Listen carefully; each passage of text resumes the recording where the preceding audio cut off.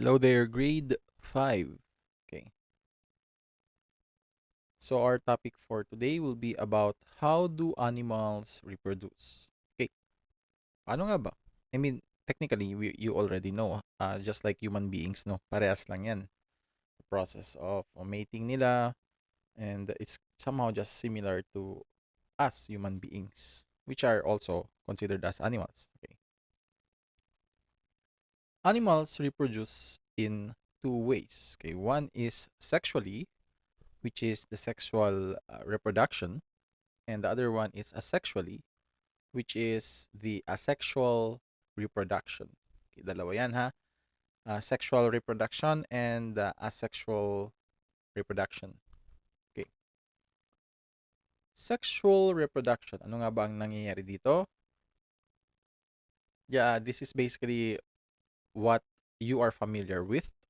Meron tayong sperm cell, meron tayong egg cell.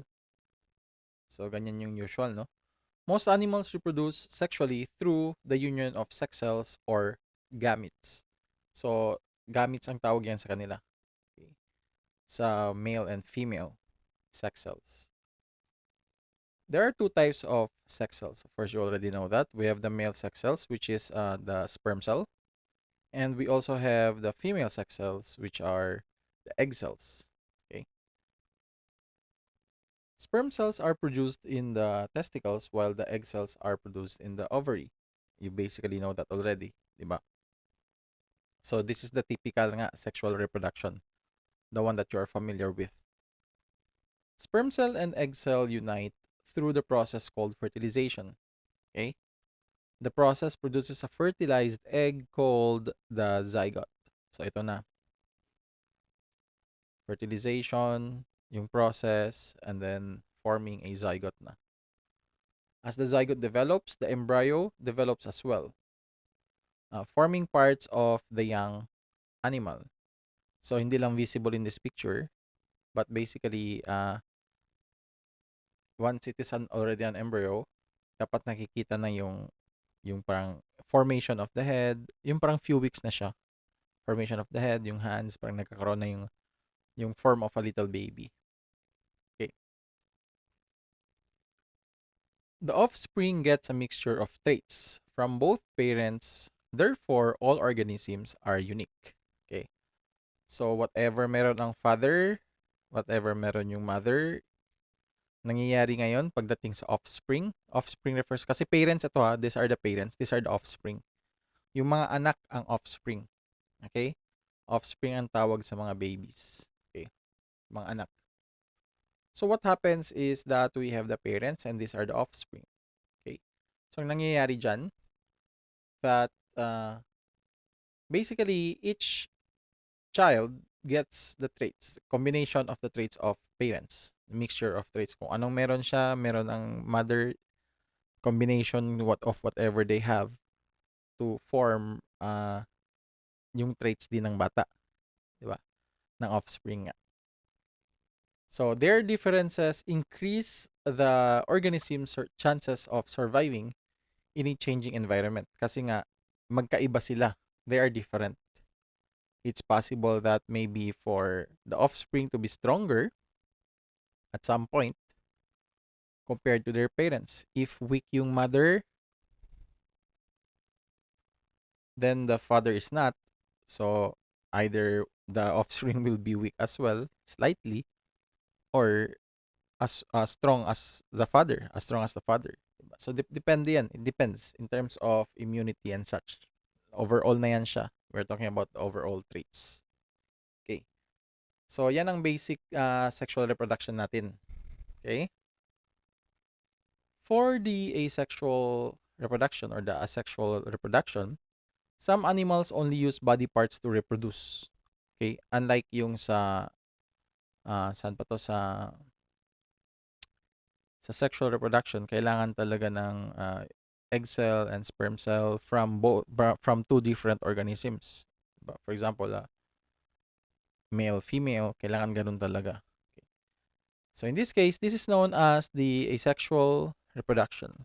It does not require the merging of the male and female sex cells from two organisms. So hindi na kailangan. Kahit isa lang. Involves only one parent to reproduce. So kahit isa lang, pwede na mag-reproduce. Okay? That's one advantage of asexual kasi kahit isa lang, pwede na siyang mag-reproduce. Although there's a disadvantage. Okay, i-discuss na natin. Starfish, bacteria, and fungi are examples of organisms that undergo asexual reproduction. Okay? Isang advantage din nito. I mean, somehow, for mga starfish, yung mga the fungi, uh, to their advantage because yung reproduction nila mabilis eh. Usually kasi pag asexual reproduction, mabilis. The growth of population is fast. Okay? They grow quickly. Pero, yun nga. This type of reproduction makes a population grow quickly. But their lack of variation of their traits can be a disadvantage as well. Ano nga ba ibig sabihin yan? What do you mean by that? Kasi for example, kung ano yung isang species, for example, this one, whatever it takes to kill this one will also kill this one, the other one. Kahit ganyan lang, whatever it takes to kill this one, kaya nga yung mga vaccines, di ba? Basahin ko na lang muna yung next.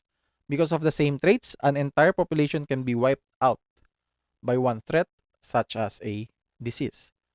So, kunwari, there's a certain disease that is bad for them. Like, for example, ito sa mga starfish, no? So, matamaan sila ng certain disease, the entire population will be affected. Unlike sa atin, tignan nyo ngayon, for example, ito, if there's a vaccine for this, let's say this is a certain virus or bacteria. Isang klaseng vaccine lang, everything will die.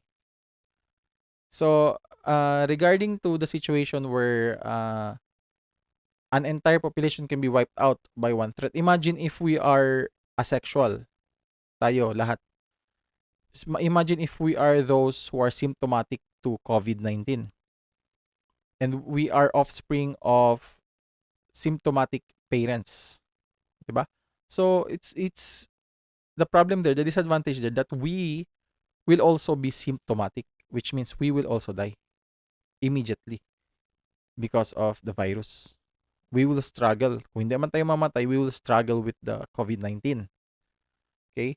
But since we are a product of sexual reproduction, so ang mangyayari ngayon is that we have different traits. So iba-iba tayo. We are different, which means it doesn't mean that your for example, one of your siblings or yung family ninyo nagkaroon ng COVID, and let's say that person is asymptomatic.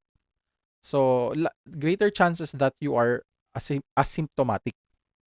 The opposite of it. You may have the virus, but you will not die. While you don't have the risk of dying. Unlike those who are symptomatic, they have the risk of dying. Okay? So that's the difference between that's one difference between sexual and asexual reproduction. Sa sexual, there are different traits, but for a asexual reproduction, they have the same traits. Which means kung for example yung sa virus nga, if there will be a cure, wala na. Patay na lahat. And that's a good thing though. But not good for mga other species na that are somehow asexual reproduct that goes somehow undergoes asexual reproduction, such as yun na nga yung mga starfish na yan.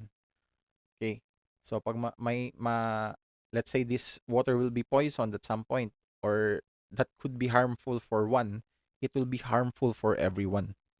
Okay, so that's basically it for your science for this week.